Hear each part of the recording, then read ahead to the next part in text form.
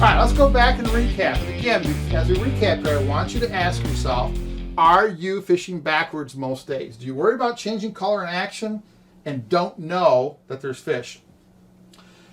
Good friend of mine, Brian Jurgen, was part of our group. Unfortunately, we lost Brian a couple years ago to skin cancer. But I got a chance to see Brian. Brian was one of the guys, it's a perfect example of what we do at Walleye 101. He was someone who went fishing.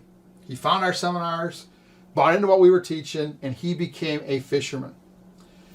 And it was funny. We were fishing, we went to our fall fishing education weekend at Lake Erie one year, and Brian had just really bought into everything we were teaching. And we teach guys, and you'll know when you're a fisherman when you do this. I have a rule in my boat, very, very simple. A lot of our guys have the same rule. No rods come out of the rod locker until we know we're fishing where fish are. Because it's too easy. If there's rods out, let's just go fishing. Well, some days you have to drive half hour, 45 minutes, an hour, hour and a half, 2 hours. I spent 2.5 hours, 3 hours on charters without putting a rod in the water because there's no sense putting a lure in the water if there's no fish there. So Brian actually bought into that. And he went out one day and had a fantastic day, caught a bunch of fish. And he sent me a picture. He caught his first 10-pound walleye. And he sent me a picture of the 10-pound walleye. And I said, hey, that's awesome. He goes, no, look at the sonar. I'm like, why? He goes, look at the sonar. And he had taken a tag, made a label on the top of his sonar, and it said very simply, are there catchable fish here? He bought into the idea so much that you can't catch fish unless you're fishing where they are, that he made himself a note on his sonar. And the idea was, if he looked and go, man, I'm going to fish, and he turned around, looked at the sonar, and read that, are there catchable fish here? And if his answer was not a resounding yes, he put the boat back on plane and went looking. That's where you need to get to maximize your time on the water and maximize your catch. You can't catch fish unless you're fishing where the fish are, and you put your baits where the fish can see them.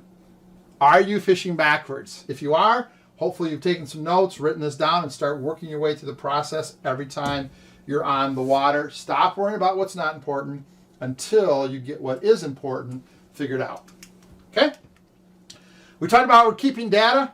This is a catch report sheet we came up with about 10, 12 years ago. You record all your weather data up top, and then for each fish, you can record the data. I keep these on the boat, and I make very, very quick notes when I catch fish.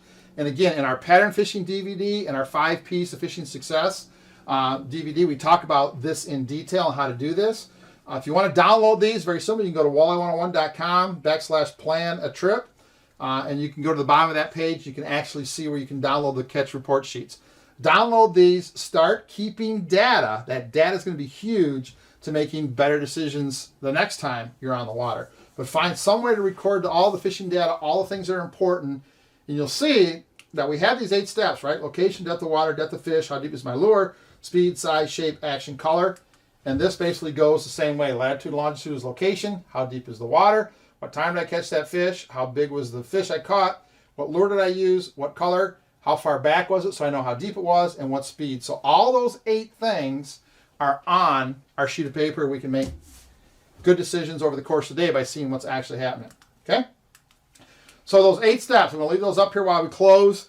Make sure you write those down and make sure you're fishing correctly. Don't fish backwards.